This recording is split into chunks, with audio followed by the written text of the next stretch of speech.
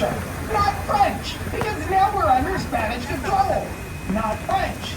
This means cement and brick and mortar, not wood, mud, and thatch. However, when the Spanish guys got here, they only brought men because it was a military occupation. No ladies.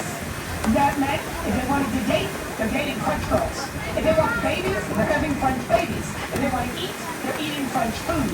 They learn the French language, indoctrinate themselves in French culture, and French will persist in the French Quarter, even under Spanish control. Ladies and gentlemen, in a river full of ginormous ships, let me introduce you to two of them, and if you were inside with me, you can have to go pee for a second. Those two boats that you're looking at right there to the left of the boat, the two that look alike, not the green one, are called row-row boats. That is the Cape Kennedy and the Cape Knox. Row-row means roll on, roll off.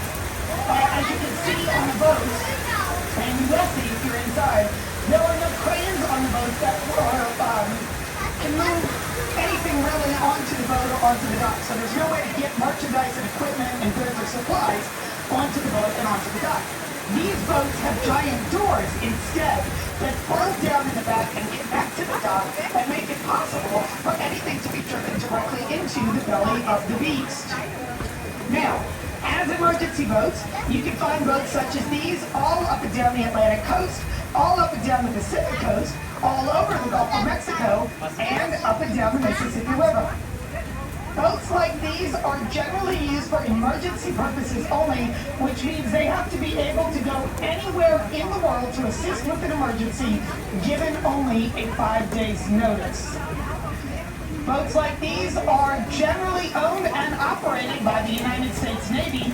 However, the Cape Kennedy and the Cape Knox are actually operated by merchant marines.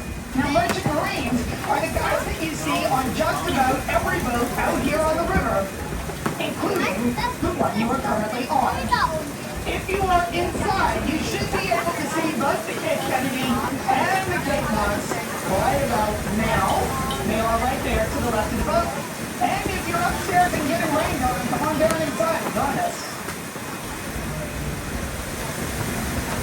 In 1800, Napoleon gets control over France.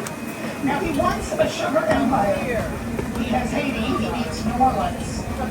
So he tells Spain, give it back, and they do, because they didn't want us in the first place, and now they're broke. However, it's going to take Spain 3 years to hand us back over to France. In the meantime, Haiti is going to stage a revolution. They get all the French guys out, and Haiti will become the first black independent nation in the Western Hemisphere.